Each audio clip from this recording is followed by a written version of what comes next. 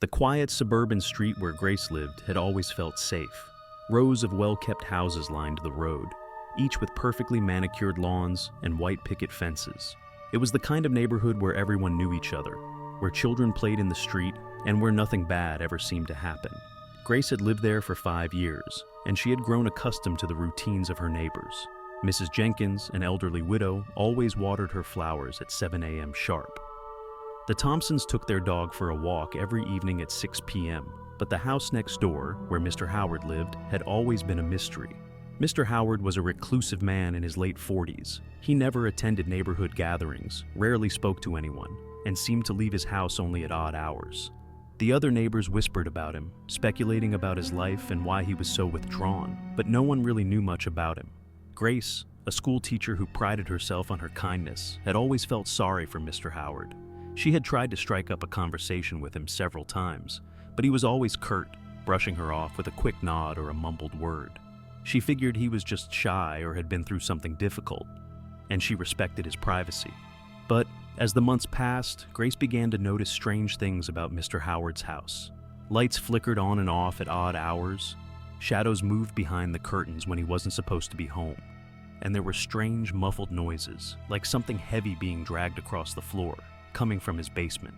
One night, Grace was awakened by a loud crash coming from Mr. Howard's house.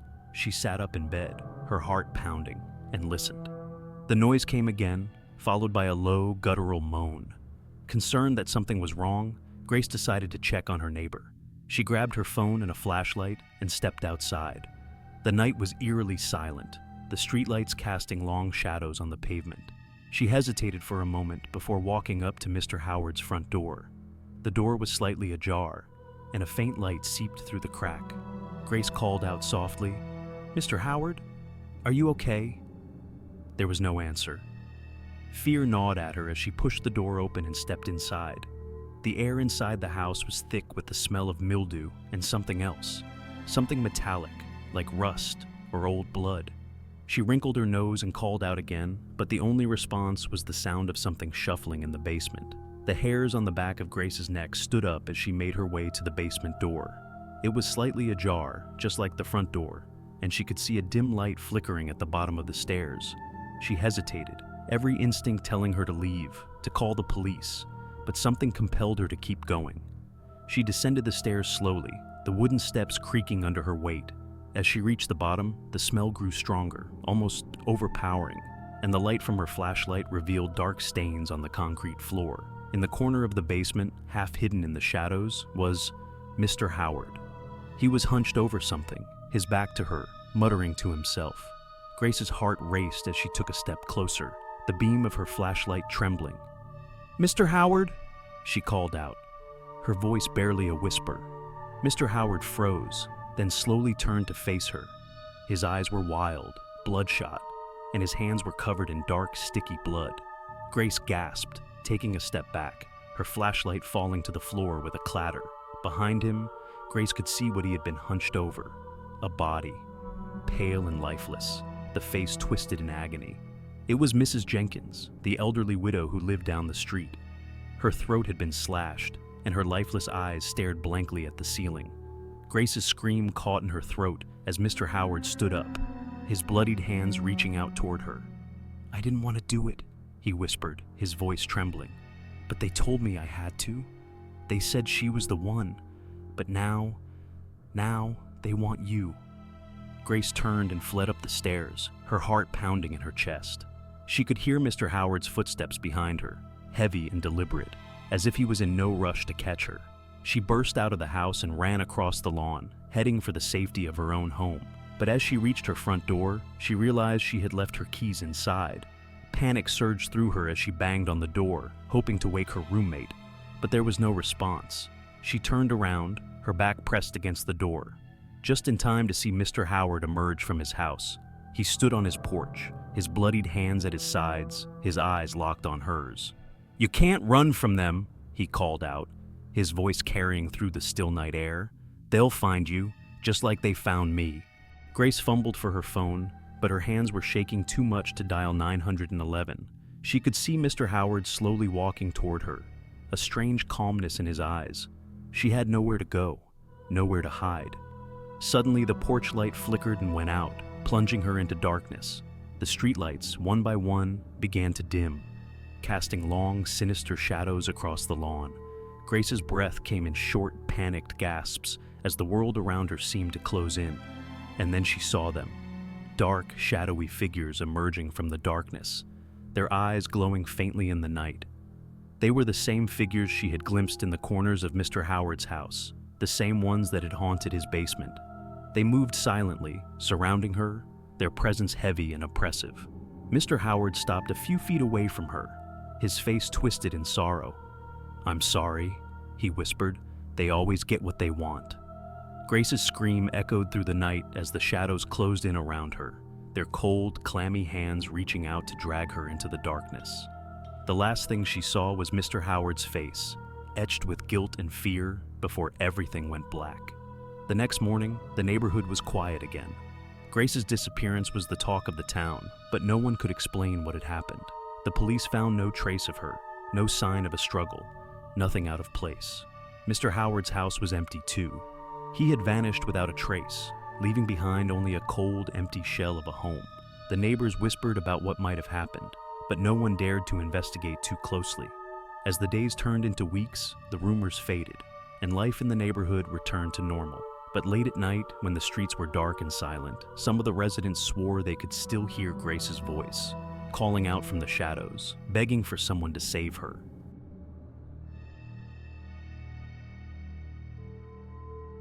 For months, Lena had felt uneasy about her new neighbor, Mr. Graves. He had moved in next door with little fanfare, and from the moment she first saw him, something about him felt wrong. It wasn't just the way he always wore that old black trench coat, no matter the weather, or the way his eyes seemed to follow her whenever they crossed paths. It was the way he seemed to melt into the shadows, as if he belonged there. Lena lived in a small, quiet neighborhood where everyone knew everyone else, but no one seemed to know anything about Mr. Graves. He didn't socialize, didn't attend community events, and his house was always dark. At night, Lena would sometimes catch glimpses of him through her window, standing in his backyard, just staring up at the moon, motionless for hours. One chilly autumn evening, Lena was walking home from work when she noticed Mr. Graves standing by his window, peering out at her. His face was obscured by the reflection of the streetlights, but she could feel his gaze piercing through the glass. A shiver ran down her spine, and she quickened her pace, eager to get inside her house and lock the door behind her. As the weeks went by, Lena's unease grew. She began to hear strange noises in the night, whispers that seemed to come from the walls, creaks and groans that echoed through her house. She chalked it up to the old wood settling, or her mind playing tricks on her. But the feeling of being watched never left her. One night, she woke to a faint tapping sound. At first, she thought it was a branch hitting the window, but as she listened, she realized the sound was coming from inside the house. Her heart pounded as she crept out of bed and tiptoed down the hallway, following the sound to the front door. There, she found an envelope lying on the floor, as if it had been slid under the door. She hadn't heard anyone approach, and the neighborhood was deathly silent. With trembling hands, she picked up the envelope and opened it. Inside was a single piece of paper with a message scrawled in a jagged, unsettling handwriting. "I see you." Panic surged through her as she ran to the window, pulling back the curtain just enough to peek outside. The street was empty, but she felt certain that someone was out there, lurking in the shadows, watching her. She tried to go back to sleep, but every creak and rustle set her on edge. The next day, she decided to install security cameras around her house, hoping to catch whoever was tormenting her. For a few days, the cameras showed nothing out of the ordinary, just the occasional passing car or stray animal. But then, one night, as she reviewed the footage, she saw something that made her blood run cold. At around 3 a.m., the camera facing her backyard had captured a figure standing just outside her window, looking in. The figure was tall, draped in a dark coat, its face hidden in the shadows. It was Mr. Graves. The sight of him standing there, so close, made her stomach turn. She fast-forwarded through the footage, watching as he stood there for what felt like hours, never moving, never blinking. And then, just before dawn, he simply vanished into the night.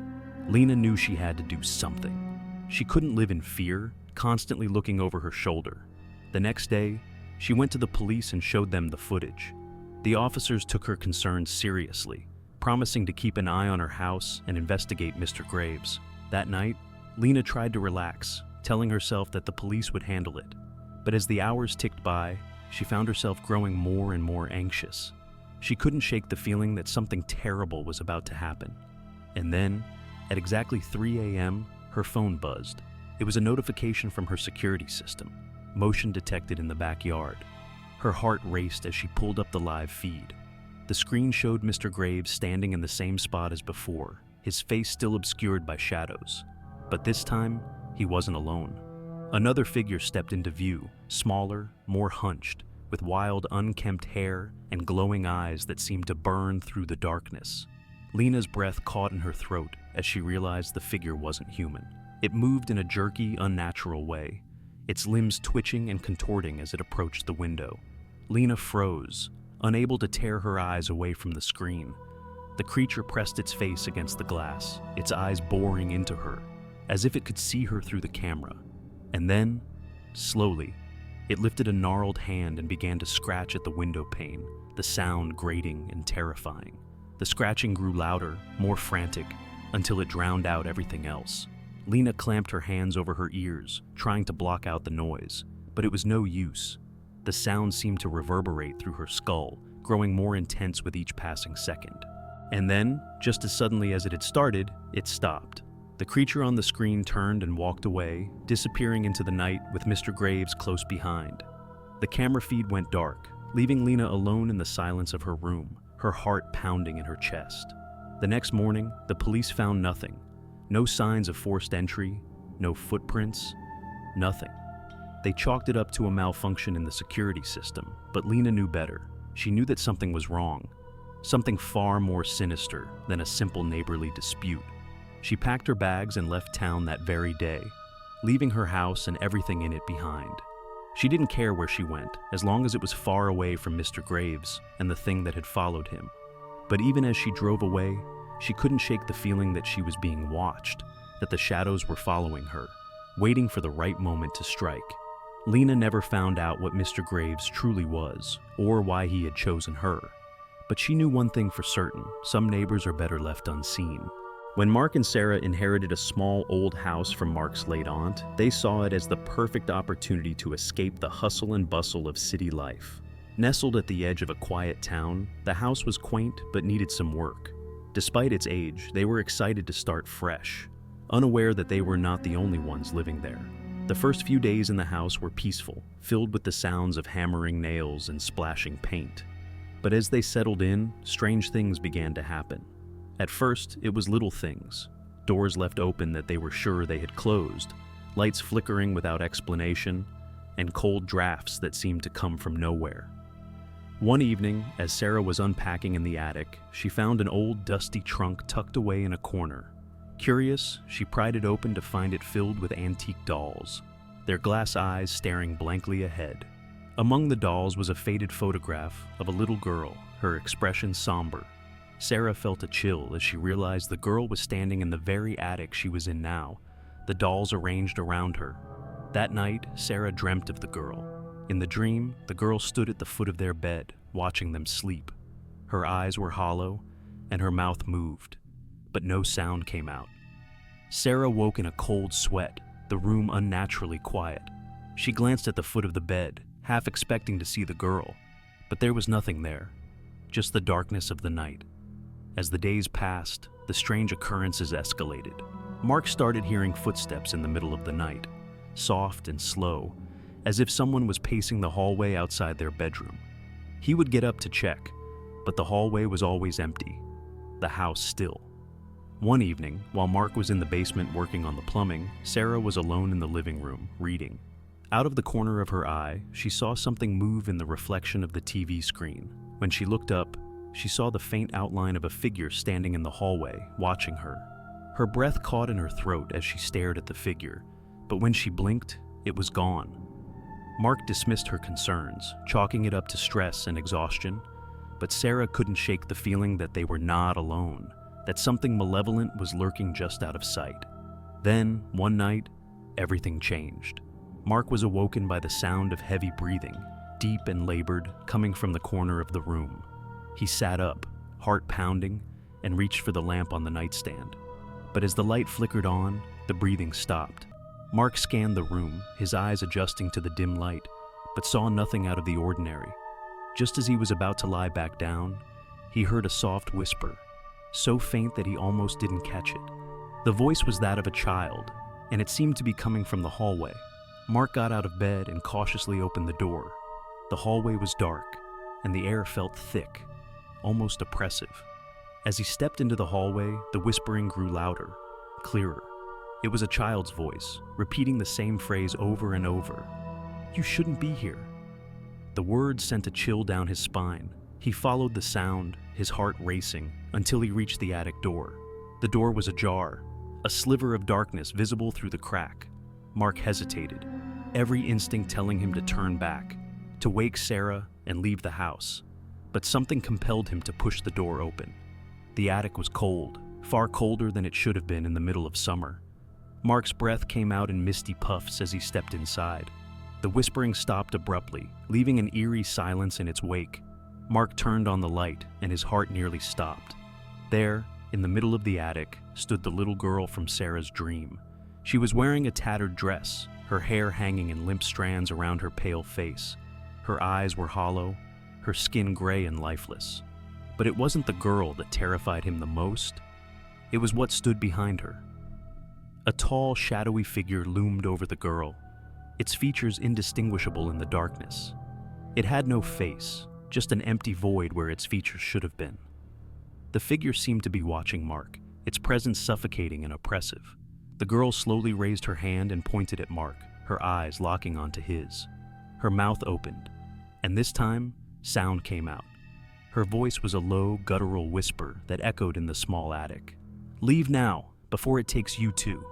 Mark stumbled back, tripping over a box as he scrambled to get out of the attic. He slammed the door behind him and ran to the bedroom, shaking Sarah awake. He barely managed to explain what he had seen before they both heard the attic door creak open on its own.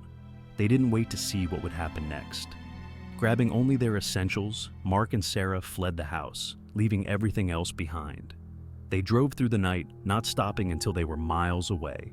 They never returned to the house, but in the weeks that followed, Sarah found herself haunted by nightmares of the little girl and the shadowy figure. No matter how far they ran, the terror of that night stayed with them, a constant reminder that some places are better left alone. The house was eventually sold, but Mark and Sarah never spoke of what happened there again. They tried to move on, but deep down, they knew that whatever lived in that house would never let them go. The shadowy figure still lingered in their memories, a silent tenant that would haunt them forever.